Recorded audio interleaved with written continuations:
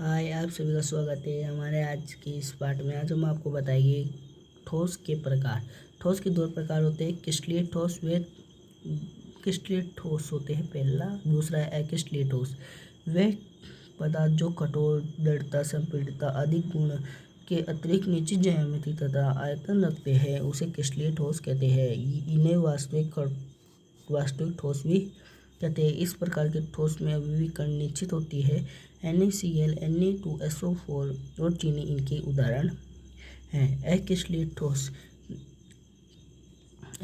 ठोस वे ठोस पदार्थ जिनमें कठोरता, दृढ़ता और संपीड़ितता आदि गुण तो उपस्थित होते हैं लेकिन निश्चित ज्यामिति तथा आयतन नहीं होता, तो इन्हें अक्रिस्टलीय ठोस कहते हैं। यानी आपको बता दें कि जो क्रिस्टलीय ठोस में कठोरता, दृढ़ता, संपीड़ितता आदि गुण के अतिरिक्त निश्चित ज्यामिति तथा आयतन रखते हैं। यानी इसमें क्या होता है कि ये गुण तो इन दोनों में समान होते हैं, गुणधर्म तो समान होते हैं, लेकिन इनकी जो निश्चित ज्यामिति आयतन समान होते हैं और इनमें नहीं होते हैं, आयतन नहीं होता है। इन्हें अक्रिस्टलीय कहते हैं और इन्हें क्रिस्टलीय कहते हैं। ये वास्तविक ठोस होते हैं, ये अवास्तविक ठोस तथा अस्थितिक द्रव कहते हैं।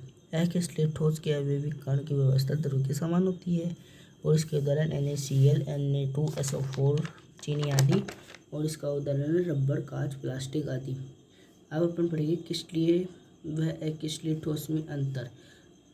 क्रिस्टलीय ठोस और अक्रिस्टलीय ठोस की ज्यामिति, यानी क्रिस्टलीय ठोस की ज्यामिति निश्चित होती है, अक्रिस्टलीय ठोस की ज्यामिति अनिश्चित होती है। इसका गलनांक निश्चित तथा तीक्ष्णिक होता है, इसका गलनांक अनिश्चित और तीक्ष्णिक होता है।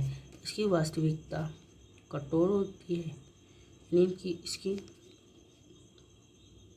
इसका वो क्या बोलते हैं, आकार वास्तविक होता है, इसका अवास्तविक होता है। इसका शीतलन सतत और इसका असतत,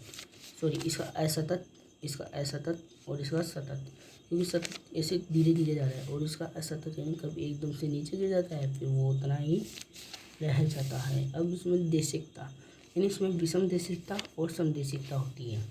इसमें क्रिस्टलीय में तो होती है विषम देशिकता, अक्रिस्टलीय में होती है समदेशिकता। ठोस की भौतिक गुणधर्म जैसे कि ऊष्मा चालकता, अपवर्तन, तन्यता आदि के मापन विधियों की दिशाओं में करने पर इनका मान अलग अलग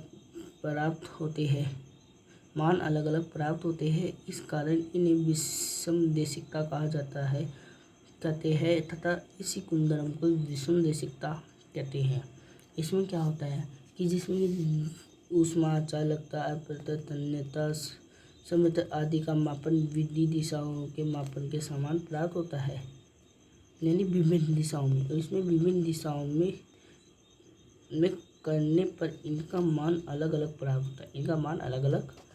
होता है, इनका मान समान प्राप्त होता है, अतः इसे समदेशिक कहते हैं।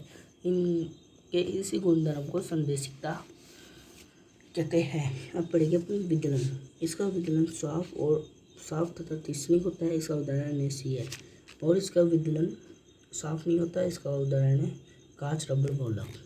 धन्यवाद।